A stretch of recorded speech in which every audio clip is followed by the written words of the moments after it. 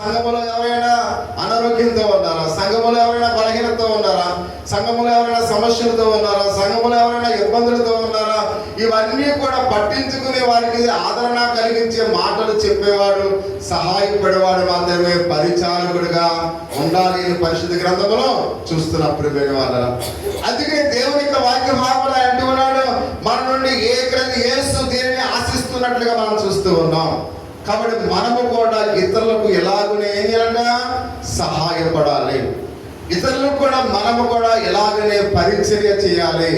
కాబట్టి ఇతరులకు మనము కూడా అలాగనే ఆదరణ కలిగించే మాటలు మనము ప్రకటించవలసిన వారమై ఉన్నాం. కాబట్టి దేవుని యొక్క ఈ సంఘములో మేము ఉన్నాం, ఈ సంఘమే మా యొక్క బలము అన్నట్లుగా ఉండాలి ప్రియమైన వారు. అంటే ఈ సంఘములో ఉన్న ప్రతి ఒక్కరు కూడా అయితే సంఘ విశ్వాసం బట్టి, సంఘ పెద్దలను బట్టి, సంఘ సభ్యులను బట్టి ప్రతి ఒక్కరు కూడా ఎలా ఉండాలి? ధైర్యంగా ఉండాలి. అంటే ఆ ధైర్యాన్ని ఇవ్వడానికి సంఘం ఒక భరోసాగా యేసుక్రీస్తు వారికి మాదిరికరంగా మనము కూడా ఉండాలి. చూడండి, ఒక మంచి కుటుంబంలో తల్లిదండ్రులు పిల్లలు చక్కగా చూసి ఆ ఫ్యామిలీలో పిల్లలు ఉన్నారనుకోండి, ఆ పిల్లలు ఎలా ఉంటారు? ధైర్యంగా ఉంటారు ప్రియమైన వారు. తండ్రి పట్టించుకోకుండా, తల్లి పట్టించుకోకుండా ఒకవేళ కుటుంబంలో ఉన్న పిల్లలు ఎలా ఉంటారు? భయపడుతూ ఉంటారు. ఏ సమయంలో నా కష్టాన్ని తీర్చడానికి నా తండ్రి సరిగ్గా నాతో పరిచయం లేదు, నా తల్లి నాకు సహకరించలేదని ఆ పిల్లలు భయ ఆందోళనతో కుమిలిపోతూ ఉంటారు. ప్రియా సహోదరి సహోదరుడా, ఇదని క్రిస్మస్ వస్తే మొదటగా ఏడ్చేవారు వాళ్ళే, ఏదైనా ఆహారం కొరకు ఏడ్చేవారు వాళ్ళు. ఎందుకంటే అందరూ కూడా సంతోషంగా వారి యొక్క తల్లిదండ్రులతో హ్యాపీనెస్గా ఉంటే ఆ పిల్లలు వాళ్ళ వైపు చూస్తూ ఏం చేస్తారు? ఏడుస్తూ ఉంటారు ప్రియమైన వారు. కాబట్టి అలా ఉన్న పిల్లలు వాళ్ళ మానసిక స్థితి ఎంతో దిగజారిపోయి వారి యొక్క ఆరోగ్య స్థితి కూడా నశించిపోతూ ఉంటుంది. ఎప్పుడు కూడా పిల్లలు ఎలా ఉండాలంట? ధైర్యముగా ఉండాలి. నాకేంటి మా నాన్న ఉన్నాడు, నాకేంటి మా అమ్మ ఉంది, మాకేంటి మా అన్నదమ్ములు ఉన్నారు అని ఒక ప్రతి ఒక్కరు కూడా ఒక ధైర్యంగా ఎవరుంటారు? అందరూ కూడా కుటుంబం అంతా కూడా ఎప్పుడైతే తల్లిదండ్రులు పిల్లల కొరకు పాటు పడుతూ ఉంటారు, పిల్లల కొరకు ఆలోచిస్తూ ఉంటారు, ఆ పిల్లలందరూ కూడా ఎలా ఉంటారంట? ధైర్యంగా ఉంటారు. అలాగే సంఘము కూడా, సంఘ విశ్వాసులు కూడా ఎలా ఉండాలి? ధైర్యంగా ఉండాలి. నాకేంటి మా పాస్టర్ గారు ఉన్నారు, నాకేంటి మా సంఘ పెద్దలు ఉన్నారు, మాకేంటి నా యొక్క సహోదరులు ఉన్నారు, వారి యొక్క మాట అండదండలు నాకు ఉంటాయి, నాకేంటి అని ప్రతి ఒక్కరూ కూడా ధైర్యముగా ఉండాలి. అది ఒక భరోసా సంఘము నుండి సంఘ విశ్వాసులకు మనం ఇవ్వాలి ప్రియమైన వాళ్ళ. అది వారికి మనోధైర్యం కలిగి ఉంటారు, వాళ్ళకి మనోనిర్భరాన్ని కలిగి ఉంటారు. కాబట్టి మనం అందరం ఉన్న పేదవారుగా ఎవరు కూడా ఉండకూడదు ప్రియమైన వాళ్ళ, బలహీనులుగా ఎవరు కూడా ఉండకూడదు. అంటే అందరికి మనం ఉన్నాము అని ఒక భరోసా సంఘము వారికి ఇవ్వాలి ప్రియా సహోదరి సహోదరుడు. అందుకని ప్రభు ఒక మాదిరికరంగా ఉన్నాడు. అందుకని ప్రభు దగ్గరికి వచ్చేవాడు ఎంత మాత్రం కూడా నేను త్రోసివేయని చెప్తూ ఉన్నాడు. ఆయన చెప్తున్నాడు, ఆమె ఎంతో వణుకుతో దడతో వచ్చి ఆయన చెంగు ముట్టగానే వెంటనే స్వస్థత ఉందంటే దేవుడు ఉన్నాడు కాబట్టి ఆమె యొక్క బలహీనత స్వస్థత నొందినట్లుగా మనం చూస్తూ ఉన్నాం. కాబట్టి అందుకనే కష్టం వచ్చినా, ఇబ్బంది కలిగిన, ఇక్కడ వారి జీవితాలు ఎటువంటి ఐదుకతులు అయితే నష్టం వచ్చినప్పుడు కూడా ఇక్కడ మనం అందరం కూడా వాళ్ళకి వెన్నంటూ ఉంటూ వారి యొక్క విశ్వాసములు మనము ఆధ్యాత్మికంగా వారికి మనం ఏం చేయాలి? విశ్వాసములో ఎదుగుదలలో మనము అండగా ఆదరణగా ఉండాలి అనే విషయాన్ని మనం చూస్తూ ఉన్నాం. కానీ అందుకనే పరిశుద్ధ గ్రంథంలో ఆయన అంటూ ఉన్నాడు, పరిచారకుడు అంటే మనం తెలుసుకుని ఉన్నాము, అలాగే అందరికన్నా ముఖ్యుడిగా ఉండడు అనే విషయాన్ని మనం గమనించాలి. పరిచర్య చేసేవాడు నేనే నెంబర్ 1 అనే స్థానంలో ఎవరు కూడా ఉండకూడదు అనే విషయాన్ని చాలా తేటతెల్లగా చెబుతూ ఉన్నాడు. ఆ వ్యక్తికి ప్రియ సహోదరి సహోదరులు అంటున్నాడు, అతనితో మాట్లాడే ఆ వ్యక్తిని ఎంతగానో ఎవరితో కూడా ఆ వ్యక్తి ఏ విధంగా మాట్లాడకుండా వాళ్ళ యొక్క హృదయాన్ని, వారి యొక్క ఆకలిని చూసేవాడిగా ఏ విధంగా ఉన్నాడు. మనము కూడా మన సంఘ విశ్వాసుల యొక్క అవసరాలను మనం చూస్తూ వారికి ఏం చేయాలి? మనం సహాయకులుగా ఉండాలి అనే విషయాన్ని మనం చూస్తూ ఉన్నాం. ఇతరులకు సౌకర్యవంతంగా ఉండాలి ప్రియమైన వాళ్ళరా.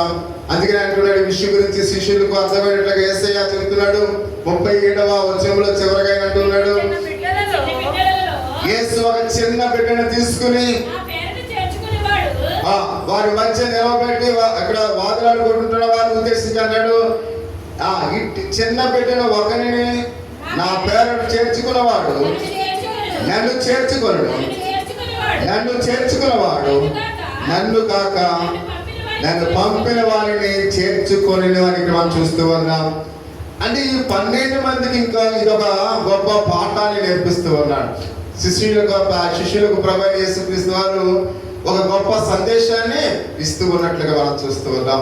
ఈ ఉదయకాల సమయంలో కూడా చివరిగా ఈ సందేశాన్ని మనము కూడా ఒకసారి ఆలోచన చేద్దాం. ప్రియమైన వాళ్ళరా, యేసు నామములో ఎవరైనా ఒక చిన్న బిడ్డను ఆహ్వానిస్తే వారు యేసును కూడా ఆహ్వానించినట్లే అని మాట్లాడుతూ ఉన్నాడు. అంటే ఎవరైతే ఒక చిన్న బిడ్డను ప్రేమిస్తూ ఉన్నారో మీరు యేసయ్యను కూడా ప్రేమిస్తూ ఉన్నారు. ఒక చిన్న బిడ్డను ఎవరైతే ఆహ్వానిస్తూ ఉన్నారో మీరు యేసుక్రీస్తు వారిని కూడా ఏం చేస్తున్నారు? ఆహ్వానిస్తూ ఉన్నారు. అంటే దీనిలో ఉన్న అర్థం పరమార్థం ఏంటో ఒకసారి మనం చూద్దాం. అలాగే తండ్రి అయిన దేవుని కూడా మీరు ఆహ్వానిస్తున్నారని చెబుతున్నాడు. యేసుక్రీస్తు వారిని ఆహ్వానిస్తూ ఉన్నారు. తండ్రి అయిన దేవుని కూడా మీరు ఏం చేస్తున్నారు? ఆహ్వానిస్తూ ఉన్నారు. అంటే చిన్న బిడ్డలు మనం ప్రాముఖ్యంగా ఎక్కువ ప్రేమించవలసిన వారినట్లుగా మనం చూస్తూ ఉన్నాం. చిన్న పిల్లల మీద ఎవరు కూడా ద్వేషాన్ని కలిగి ఉండకూడదు. ప్రియమైన వాళ్ళ అయితే చిన్న పిల్లలను మనం చేర్చుకోవాలి. చిన్నపిల్లలను ప్రేమించేవారు, చిన్నపిల్లల్ని ఆహ్వానించేవారు, యేసయ్యను ఆహ్వానించేవారుగా ఉన్నారు. అంత మాత్రమే కాకుండా ప్రభువైన దేవుని కూడా వారు ఆహ్వానించేవారుగా ఉన్నారని చెప్తూ ఉన్నాడు. అందుకే ఒకసారి ప్రియమైన వాళ్ళ దాన్ని ఊహించుకోండి. ప్రియా సహోదరి సోదరుడా, ఒక చిన్న పిల్లలను ఆహ్వానిస్తే నువ్వు ఎవరిని ఆహ్వానిస్తున్నావు? యేసయ్యను ఆహ్వానిస్తున్నావు. ఇంకెవరిని ఆహ్వానిస్తున్నావు? తండ్రి అయిన దేవుని కూడా ఆహ్వానిస్తూ ఉన్నావు. అంటే ఒక చిన్న బిడ్డకు దేవుడు ఎంత ప్రాధాన్యత ఇచ్చాడో ఈ వాక్య భాగం ద్వారా మనం చూస్తూ ఉన్నాం. అంటే ప్రియా సహోదరి అంటూ ఉన్నాడు, అంటే ఈ చిన్న బిడ్డల పట్ల ఏ ప్రేమను చూపించినట్లయితే మీరు కూడా దేవుని సంతోష పెడుతూ ఉన్నారు. ప్రియమైన వాళ్ళు, చిన్న పిల్లల్ని ఒకవేళ మీరు ఆహ్వానిస్తే, ఆ చిన్న పిల్లలు మీరు ప్రేమిస్తే దేవుడు కూడా ఏం చేస్తున్నాడంట? సంతోషపడుతూ ఉన్నాడు. అంటే దేవుడు సంతోషపడాలి అంటే మనం ఏం చేయాలి? చిన్న పిల్లలను ఆహ్వానించాలి. చిన్న పిల్లలు మనము ప్రేమించాలి. చాలా మంది చూడండి, మీరు ముందు అంటారు. అంటే చిన్నపిల్లలు మనం ఏం చేస్తామంటే ఒకసారి కసురుకుంటాం, వాళ్ళు విసుక్కుంటాం. కాబట్టి చిన్నపిల్లలు విసుకోకండి. అంటే నువ్వు చిన్నపిల్లలు విసుకుంటే దేవుడు కూడా విసుకుంటున్నావు. ప్రియమైన వాళ్ళు, నువ్వు చిన్నపిల్లవాడిని ఆహ్వానిస్తే దేవుడిని ఆహ్వానిస్తున్నావు. ఆ చిన్నపిల్లలు ప్రేమిస్తే నువ్వు దేవుని కూడా ప్రేమిస్తూ ఉన్నావు. అది వాళ్ళ మీద కసురుకోకండి, వాళ్ళ మీద విసురుకోకండి. కాబట్టి ఎందుకంటే ప్రతి ఒక్కరు కూడా చిన్నపిల్లలు దేవుడు అంటే వాళ్ళకి ఎంతో ఇష్టం. ప్రియమైన వాళ్ళ దేవుడు కూడా చిన్నపిల్లలని ఎంతో ఇష్టము అనే విషయాన్ని ప్రతి ఒక్కరు కూడా గమనించవలసిన వారు మెట్టుగా మనం చూస్తూ ఉన్నాం. అందుకే ఆయన అంటూ ఉన్నాడు, కనుకనే యేసునందు విశ్వాసం ఉంచిన బట్టి ఆ యొక్క పిల్లలకి పరిచయం చేద్దాం. ప్రియమైన వాళ్ళను ఇప్పుడు మనం ఏం చేయాలి? పిల్లలకు పరిచయం చేయాలి. ఎందుకంటే చిన్న పిల్లలకు పరిచయం చేయడం ఎంతో గొప్ప ఆశీర్వాదం. కొంతమంది చిన్నపిల్లలకు జల్లలేరు, మా తలంతా కూడా ఏమవుతుంది? చిక్కుబడిపోయి అలాగనే ఉంటుంది. అంటే కొంతమంది చిన్న పిల్లలకు కూడా జల్లేయడం చిరాకు. కొంతమంది నేను చూస్తుంటాను, నీళ్ళు పోతూ ఉంటారు, ఆ చిన్న పిల్ల కట్టుకుంటూ ఉంటుంది. అంటే చిన్న పిల్లలు కూడా కడగడం చాలా మందికి ఇష్టం ఉండదు. ఏంటో అంటే మా ప్రైజ్ గడి ఇంత అయ్యాక నేను కడిగానండి. మా పిల్లలకు కాదు, మా ప్రైజ్ బాబు ఇంత అయ్యాక కూడా ఆడు వచ్చి లభించుంటే నేనే కడిగిపోయాను. కొంతమంది అయితే తల్లులు కూడా ఏం చేస్తారు? ఆ నీరు పోతను బట్టి అంటారు. అంటే చిన్న పిల్లలకు పరిచయం చేస్తే నువ్వు దేవునికి చేసినట్టు ప్రియమైన వాళ్ళ. కాబట్టి అందుకనే మనం చిన్నపిల్లలకు కూడా పరిచయం చేద్దాం. చిన్నపిల్లలతో మనము ఒక మంచి అవగాహన కలిగి ఉందాం. చిన్నపిల్లలకు మనం ఒక మంచి సహకారులుగా ఉందాం. చిన్నపిల్లల్ని మనం ఏమాత్రం కూడా వాళ్ళని ఇబ్బంది పెట్టకండి అని ప్రతి ఒక్కరు కూడా దేవుని యొక్క వాక్యంతో ప్రభువైన యేసుక్రీస్తు వారు ఈ యొక్క ఉదయకాల సమయంలో మనతో మాట్లాడుతూ ఉన్నాడు. కానీ అందుకే అంటూ ఉన్నాడు, వారిని పరిచయం చేయండి, అప్పుడే దేవుడు మనల్ని బట్టి సంతోషించేవాడుగా ఉన్నాడని మనం చూస్తూ ఉన్నాం. ఎందుకంటే వారికి యేసు పట్ల ఉన్న ప్రేమను మనం చూపిద్దాం. ప్రియమైన వాళ్ళం, కేవలం యేసయ్యను మనం ప్రేమించడమే కాదు, మన ప్రేమ ఎంత గొప్పదో ఆ పిల్లలను బట్టి కూడా మనం దేవునికి చూపిద్దాం. అది మాత్రమే కాకుండా ఆయన అంటున్నాడు, కాబట్టి యేసు ప్రేమల గురించి మనం వారికి చెప్పుదాం. ప్రియమైన వాళ్ళు, ఆ చిన్నపిల్లలకి ఏం చెప్పాలంట? చిన్నపిల్లలు ఎవరంటే ప్రేమిస్తారు? అమ్మ, చిన్నపిల్లలు ఎవరిని ఎక్కువగా ప్రేమిస్తారు? తప్పది. ఎవరైతే ప్రేమగా చూస్తారో వాళ్ళే ప్రేమిస్తారు. తల్లిదండ్రులు అనే మాట కదా అక్కడ. ఒకవేళ చూడండి, తల్లిదండ్రులు కూడా ప్రేమించకుండా తను బాగా చూసిన అమ్మమ్మను ప్రేమించేవారు ఉన్నారు, నానమ్మను ప్రేమించేవారు. ఎందుకంటే అల్లారు ముద్దుగా వాళ్ళు చూస్తున్నా అంటే వాళ్ళకి తెలుసు. ఎందుకంటే వాళ్ళ యొక్క మనస్తత్వం తెలుసు. నన్ను ఎవరు చూస్తున్నారు, నన్ను ఎవరు ప్రేమగా అలా అక్కడ మామూలుగా ముద్దు పెడుతూ ఉన్నారు, నన్ను అక్కడ ప్రేమతో నాకు ఎవరైతే అన్నం పెడుతూ ఉన్నారో ఆ చిన్నపిల్లలు పసి కడతారు ప్రేమైన వారు. అందుకనే చిన్నపిల్లల్ని ఎవరైతే బాగా చూస్తారో వాళ్ళే ఎక్కువ ఇష్టపడతారు. అంటే మనం ఇప్పుడు ఎవరిని బాగా చూడాలి? చిన్నపిల్లలను బాగా చూడాలి. కాబట్టి మనం అందుకనే ఇక్కడ యేసయ్యని ప్రేమిస్తున్నాయంటే చాలు. నువ్వు కన్న బిడ్డలనే చూడకుండా, మీ యొక్క తండ్రి పిల్లలనే చూడకుండా నేను యేసయ్యని ప్రేమిస్తున్నాయంటే కుదరదు. అంటే ఆయన ఏమన్నాడు? మొదటగా ఆ చిన్నపిల్లలను ప్రేమించు, వారి గురించి నువ్వు ఆలోచించే, అప్పుడు నన్ను ప్రేమించినట్లుగానే మనలో ఆ యేసయ్య ప్రేమను మనం చూపిస్తే ఈ చిన్నపిల్లలు ఎవరైతే ఇక్కడ ఈ చిన్నపిల్లలు ఎవరైతే ప్రేమిస్తున్నారో వారి మాటలే ఆ చిన్నపిల్లలు వింటారు. ఆ వినే సమయంలో మనం ఏం చేయాలి?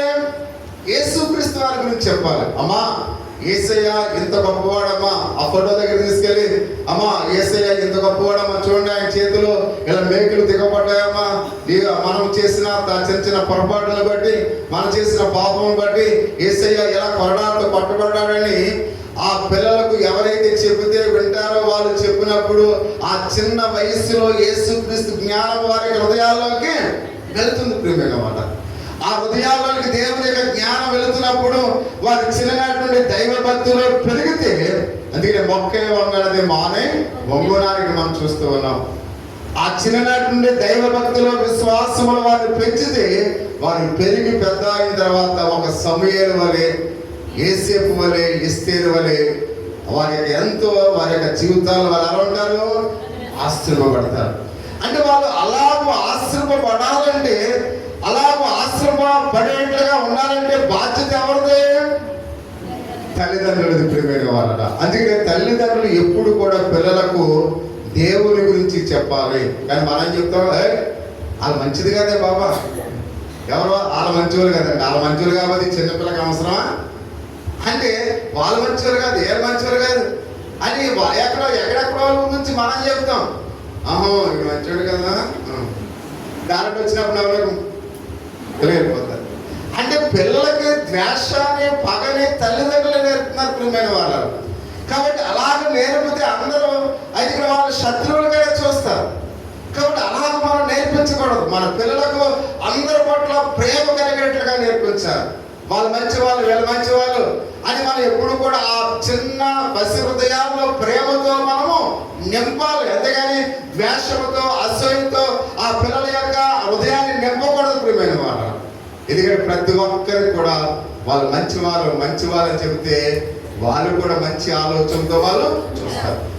ఒకవేళ ఆ మామూలుగా అందరి పట్ల వాళ్ళు చిన్నపిల్లలు నవ్వుతా ఉన్నారు అనుకోండి, ఈ పెద్దవాళ్ళకి ఆ చిన్నపిల్లల మీద కోపం ఉన్నా ఆ చిన్నపిల్ల ఎప్పుడైతే నవ్విందో ఆ పెద్దవాడి కోపం అంతా ఒక క్షణంలో ఏమవుతుంది? పోతుంది. ఒకవేళ పెద్దవాడు నవ్వినా ఎలా ఉందనుకోండి, ఆ కోపము ఇంకా ఆ పెద్దవాళ్ళు పెరిగిపోతుంది. అంటే అందుకనే తల్లిదండ్రులు అందరూ మంచివాళ్ళు అని చెప్పారనుకోండి, ఆ చిన్నపిల్లలు అందరితో సమానంగా చూస్తారు, మాట్లాడతారు. వాళ్ళలో ఇంకా కల్మషం అనేది, ద్వేషం అనేది ఉండదు ప్రియమైన వాళ్ళు.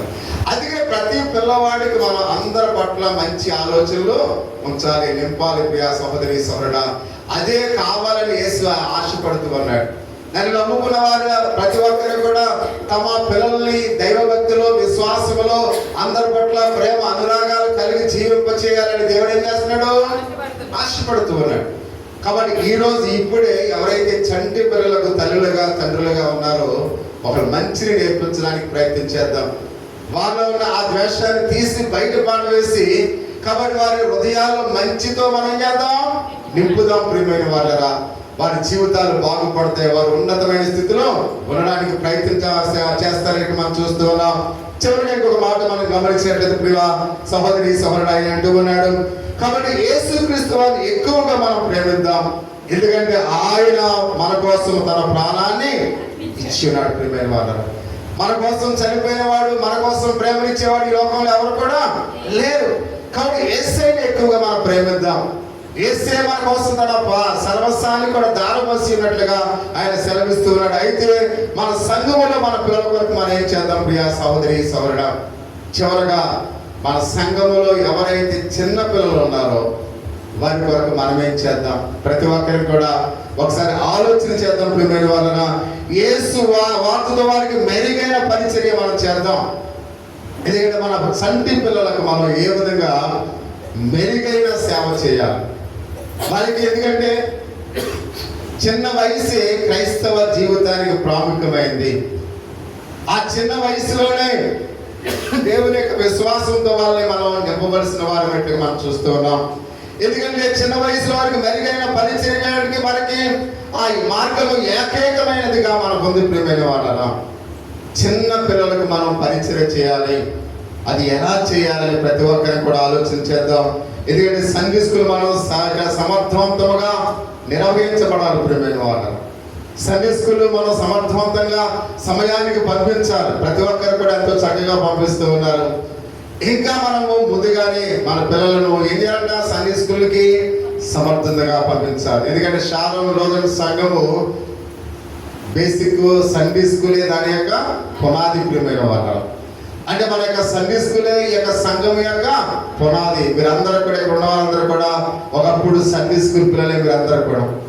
ఎందుకంటే సండే స్కూల్ పిల్లల యొక్క సంఘం అంటే అది బలమైన సంఘము. ఎందుకంటే ఆ వయసు వచ్చిన తర్వాత సంఘ సభ్యులుగా ఉండటం అది కాదు ప్రాముఖ్యమైనది.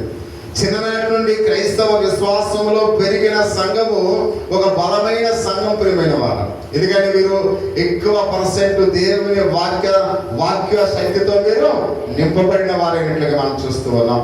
ఇలాంటి సంఘాలు 100కు మారుగా 1000కు 1 మాత్రమే ఉంటుంది. ఎందుకంటే సండే స్కూల్ స్టాండర్డ్ నుండి వచ్చిన సంఘము ఎక్కడ కొన్ని సంఘాలు మాత్రమే ఉంటాయి. ప్రియమైన వాళ్ళు, అందులో ఒక సంఘముగా మన సంఘం దేవుని యొక్క విశ్వాసములో బాల్యము నుండే ఒక పరిచర్యలు మీరందరూ కూడా సహకరించి వివాహాలైన మీ తల్లిదండ్రులు మార్చుకున్నారు. అంత మాత్రమే కాకుండా కొంతమంది విశ్వాసులుగా వివాహం చేసుకుని వారి యొక్క భార్యలు మార్చబడ్డారు, భర్తలు మార్చబడ్డారు. దేవుని యొక్క విశ్వాసంలో ఇంకా అనేకమైన అద్భుతమైన కార్యాలు జరిగిస్తూ ఉన్నాడు. ఎందుకంటే ఒక అవిశ్వాసములో నుండి ఒక సంఘముగా ఏర్పడిన సంఘమే దేవుని యొక్క విశ్వాసంలో బలమైన సంఘముగా ఉందని ప్రతి ఒక్కరిని కూడా ఆలోచించవలసిన వారి పెట్టుగా మనం చూస్తూ ఉన్నాం. అందుకనే పిల్లలకు ఇంకా మనం పరిచర్య ఎలా చేస్తే బాగుంటుందని ప్రతి ఒక్కరిని కూడా ఆలోచించవలసిన వారి పెట్టుగా మనం చూస్తూ ఉన్నాం. ప్రతి తల్లిదండ్రులు కూడా మీ ఇంట్లో యేసు ఎంతో ముఖ్యమైన వాడు ఉన్నాడని మీ పిల్లలకు చెప్పాలి. ప్రియమైన వారు, కేవలం సంఘ సండే స్కూల్లో మాత్రమే కాదు, మీ ఇంటి దగ్గర కూడా సండే స్కూల్ పిల్లలుగా ఉంటున్న మీ పిల్లల్ని మీరు ఎలా పెంచాలి? ప్రభు అయిన దేవుడు ఎంత ప్రాముఖ్యమైన వాడో మీరు కూడా మీ పిల్లలకి మీరు చెప్పవలసిన వారు పెట్టుగా మనం చూస్తూ ఉన్నాం. కాబట్టి ప్రతిరోజు కూడా మీరు కూడా ప్రార్థన చేయాలి. ప్రతిరోజు కూడా మీరేం చేయాలి? ప్రార్థన చేయాలి. ఒకసారి హైదరాబాద్లో ఒక విశ్వాసి చెప్తూ ఉన్నాడు, కాబట్టి నా పిల్లలు 3 ఆడపిల్లలంట. 3 ఆడపిల్లలు కూడా దేవుడు ఎంతో ఆ యొక్క విశ్వాసనీయుడు తన పిల్లలు ఎంతో భక్తిలో పెంచాడు.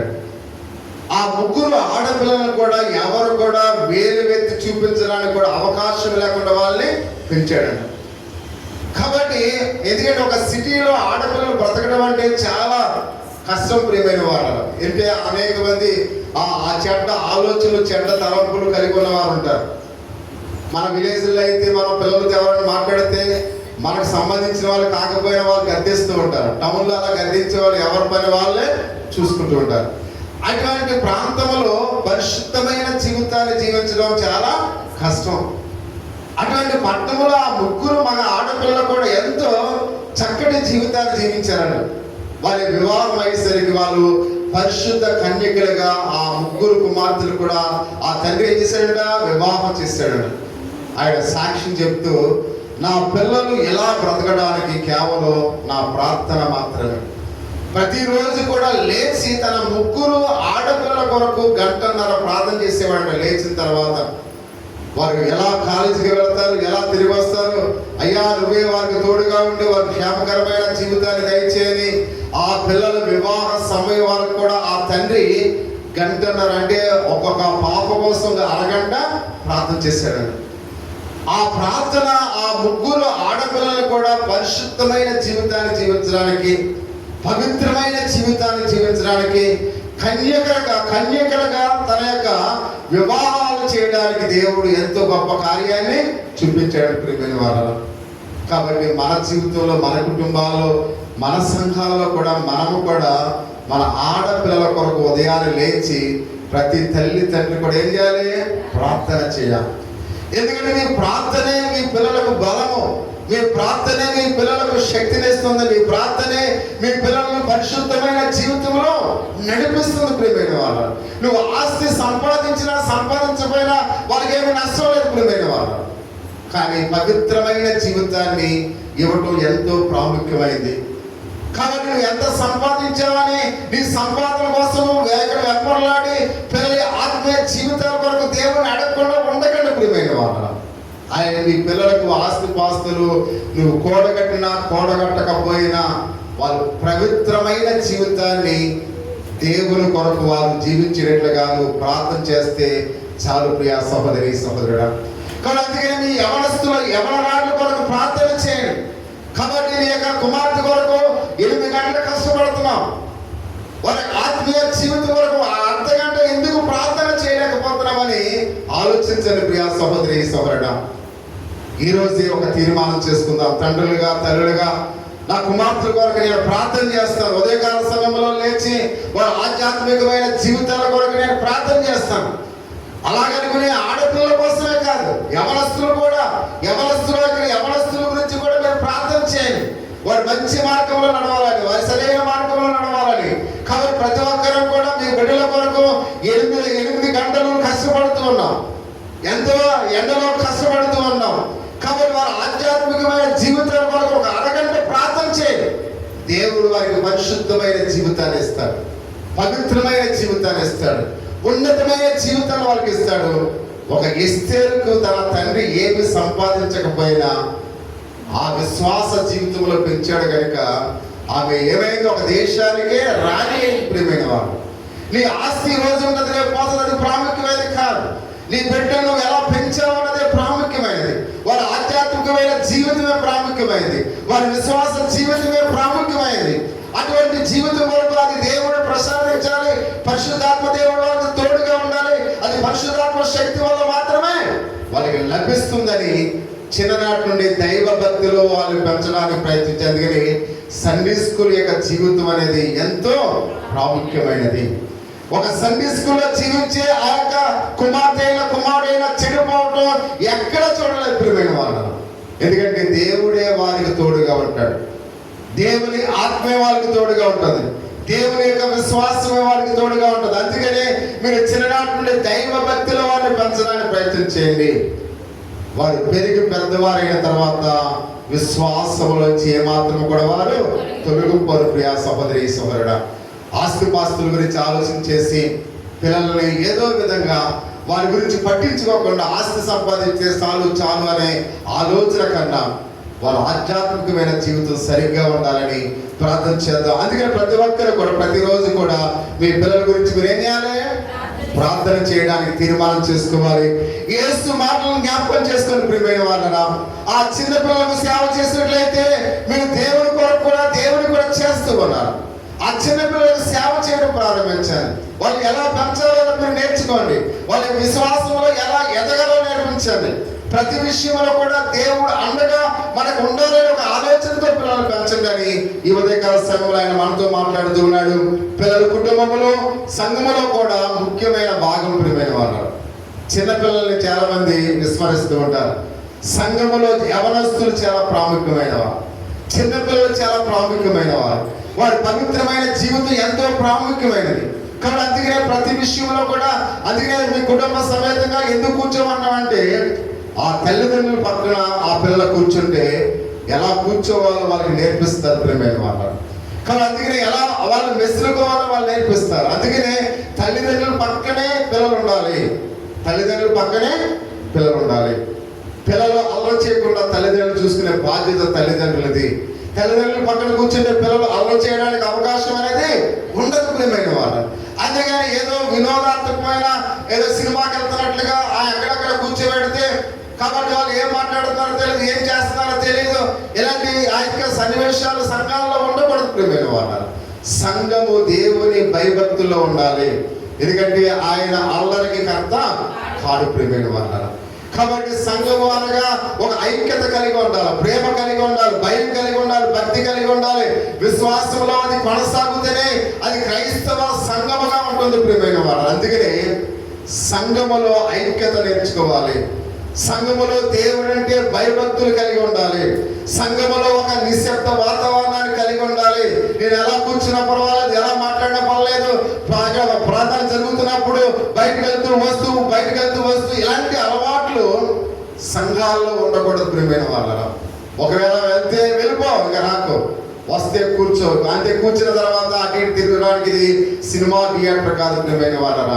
వచ్చిన వారు నిశ్శబ్దంగా కూర్చోవాలి. కాబట్టి వచ్చిన వారు భయభక్తులు కలిగి దేవుని యొక్క సందేశాన్ని మాత్రమే వినాలి. అలాగే అల్లరికి ఏమాత్రం కూడా ఆయన కర్త కాడని చెప్తున్నాడు. అందుకనే దేవుని యొక్క సన్నిధి క్రమశిక్షణ నేర్పే పాఠశాల ప్రియమైన వాళ్ళ. దేవుని యొక్క సన్నిధి క్రమశిక్షణ కలిగి జీవితంలో ఉన్నతమైన శిఖరాలకు వెళ్ళే అభినందించే పాఠశాల దేవుని యొక్క సంఘం అని ప్రతి ఒక్కరిని కూడా గమనించవలసిన వారినట్టుగా మనం చూస్తూ ఉన్నాం. అందుకే ప్రియ సహోదరి ఆయన మాట్లాడుతూ ఉన్నాడు. కాబట్టి రేపటి బారులే రేపటి పౌరులకి మనం చూస్తూ ఉన్నాం. అంటే వీళ్ళు చిన్న వయసు నుంచి వాళ్ళు పెరిగి పెద్దవారైతే వారు మంచి పౌరులుగా ఉంటారని మనం చూస్తూ ఉన్నాం. కానీ సాతాను కూడా రాబోయే తరాన్ని వారు ఏం చేస్తుంటారంట, చెడగొట్టడానికి ప్రయత్నం చేస్తుంటది. రాబోయే తరాన్ని సాతాను ఏం చేస్తాడంట, చెడగొట్టడానికి ప్రయత్నం చేస్తుంటది. అందుకనే వారి ప్రియ సహోదరులారా, కాబట్టి అందుకనే మనం చూస్తూ ఉన్నాం, వారిని చెడ్డ చేయడానికి ప్రయాసపడుతుంది కనుక కొందరు పిల్లలు ఏం చేస్తుందంట, ఎత్తుకుపోతుంది ప్రియమైన వాళ్ళు. వారి మనసులను ఎత్తుకుపోతూ ఉంటది. కొంతమంది పిల్లల్ని కిడ్నాప్ చేస్తూ ఉంటారు.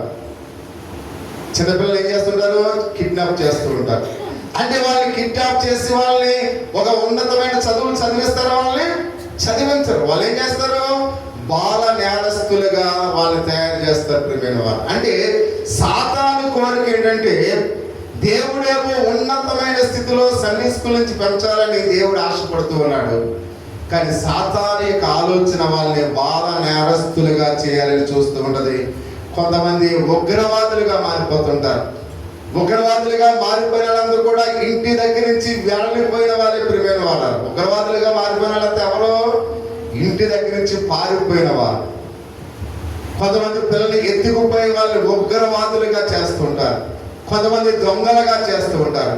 కొంతమంది వ్యభిచార గృహాలుగా అమ్మేస్తూ ఉంటారు. కొంతమందిని అనేక విధాలుగా సాతాను ఆ చంటి పిల్లల్ని పసి మొగ్గలుగా ఉండగానే వాళ్ళని చిదిపేస్తుంటది ప్రియమైన వాళ్ళు. అంటే సాతాను యవనస్తుల మీద దాడి చేస్తూ ఉంటది. సాతాను బాలబాలికల మీద దాడి చేస్తూ ఉంటది. అందుకని అటువంటి దాడి చేయకుండా వారి యొక్క హృదయాల్లో దేవుని యొక్క విశ్వాసముతో మనం ఏం చేయాలి, నింపాలి ప్రియా సహోదరుడా. ఎప్పుడైతే నీ పిల్లల్ని విశ్వాసముతో సండే స్కూల్ నుంచే వారి విశ్వాస హృదయంలో దేవుని వాక్యం చేత వాళ్ళు నింపబడితే సాతానికి వారు ఏమాత్రం కూడా చోటు ఇవ్వరు. ఒక్కసారి చెడ్డ ఆలోచన మనసులోనికి వస్తే అది మనిషిని నాశనం చేస్తుంది. పాడైపోయిన తర్వాత అయ్యో నేను ఎలా బ్రతికి ఉండకపోతే బాగుండునేమనుకుంటే అప్పుడు చెయ్య దాటిపోతుంది. దానివల్ల నో యూజ్ ప్రియమైన వాళ్ళ. అది పాడవకుండానే ముందుగా మనం ఏం చేయాలి, సరైన మార్గముల వారిని పెంచాలి. అప్పుడు వాళ్ళు సరైన మార్గంలో ఉంటారు. అప్పుడు దేశ ద్రోహులుగా, ఉగ్రవాదులుగా, నక్సలైట్లుగా వారు ఏ మాత్రము కూడా ఉండరు అనే విషయానికి మనం చూస్తూ ఉన్నాం. కాబట్టి కొంతమందిని బోకర్లుగా, కొంతమంది కూలి వాళ్ళుగా వాళ్ళు చేస్తున్నారు ప్రియమైన వాళ్ళ. అనేక చోట్ల మనం చూస్తాం. రైల్వే స్టేషన్లో ఆ చిన్న చిన్న పిల్లలు అడుక్కుంటూ ఉంటారు. అరే ఎవరా అంటే వాళ్ళకి ఒక బాస్ ఉంటాడు, ఆ బాస్ దగ్గర వాళ్ళని ఉంచుతారు. కాబట్టి వాళ్ళు అడుక్కోవాలంటే, వాళ్ళు అందంగా ఉంటే ఎవరు డబ్బులు వేయడు. అందహీనంగా చేయడానికి ఏళ్ళు విరిచేయటమో, కాళ్ళు విరిచేయటమో, చేయి విరిచేయటమో, ఒక కన్ను తీసేయటమో చేస్తుంటారు ప్రియమైన వాళ్ళు. ఎందుకంటే మనం పల్లెటూరులో పుట్టాం కాబట్టి మన పిల్లలు ఎంతో గొప్పవారు, మంచివారు. వాళ్ళ దేవుడు ఎంతో ప్రేమించాడు. కొంతమంది టౌన్లో ఉన్న పిల్లలు అమాయకులుగా ఉన్న పిల్లల్ని ఎత్తుకుపోయి వాళ్ళు కాళ్ళు తీసేసి, లేకపోతే కన్ను తీసేసి, లేకపోతే కాళ్ళు ఎక్కడ చేయి తీసేసి వాళ్ళని అడుక్కోవడానికి పంపించి ఆ ధనం మీద చాలా మంది బ్రతుకుతారు. కేవలం అనుకుంటాం రాజకీయ నాయకులు కూడా ఆ చంటి పిల్లల మీద బ్రతికే వాళ్ళు వాళ్ళు కూడా కమిషన్ ఆ యొక్క పట్టణంలో ఉన్న ఆ ఎమ్మెల్యేకి ఆ కమిషన్ ఇచ్చేస్తూ ఉంటారు. అందుకని ఆ నేరస్తులు ఎవరు కూడా ఏది చేరుకునే అంటే ఒక చంటి పిల్లల మీద, అభాగ్యుల మీద కోట్లు సంపాదించుకునే వారి సమాజంలో ఎంతో మంది ఉన్నారు. వాడేమో తెల్ల బట్టలు వేసుకుని, బంగారం పెట్టుకుని ఆ మంచి కారులో వస్తానికి ప్రయత్నం చేస్తాడు. కానీ వాడు చేసేది ఏంటి? చంటి పిల్లల యొక్క దండ. ఇలాంటి అభాగ్యులను అనేక మందిని, చంటి పిల్లలను పాడు చేసే వారి సమాజంలో కోట్లాది మంది కోటీశ్వరులు ఉన్నారు ప్రియమైన వాళ్ళ. అందుకని మన పిల్లల్ని సరిగ్గా పెంచుకుందాం. మన పిల్లలు దేవుడు ఇచ్చిన బహుమానం కనుక, దేవుడిచ్చిన ఆ యొక్క బహుమానాలు కనుక, దేవుడిచ్చిన స్వాస్థ్యములు కనుక, పిల్లలు లేక ఎంతో మంది బాధపడుతున్నారు కనుక మనకు ఉన్న పిల్లల్ని జాగ్రత్తగా పెంచుకుందాం, భయభక్తుల్లో పెంచుకుందాం, విశ్వాసంలో పెంచుదాం.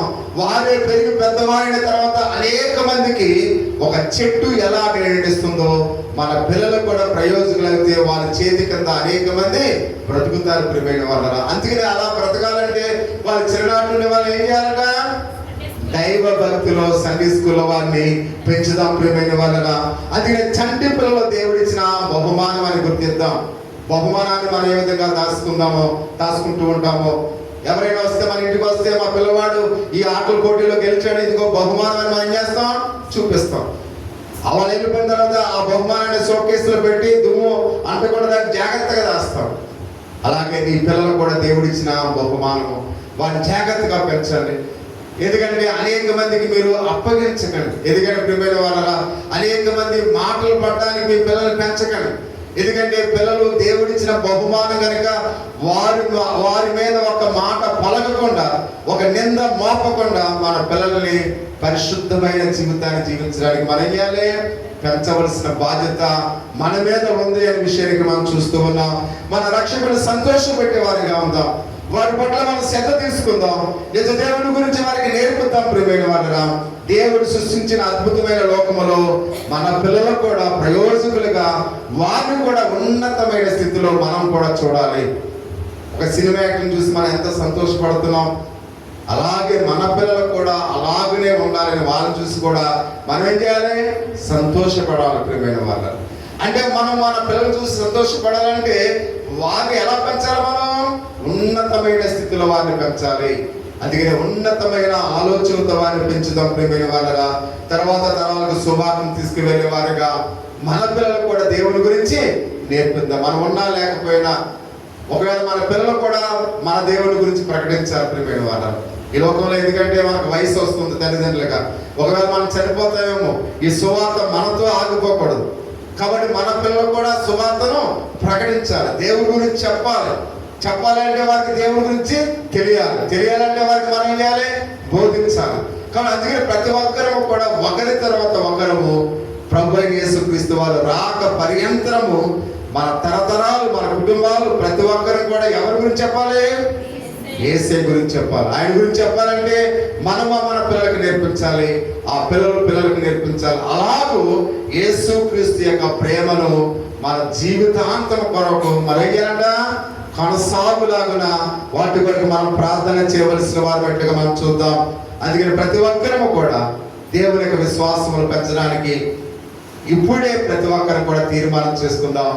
అందరం కూడా కళ్ళు మూసుకున్నట్లయితే పండు వచ్చిన ప్రార్థన చేస్తారు.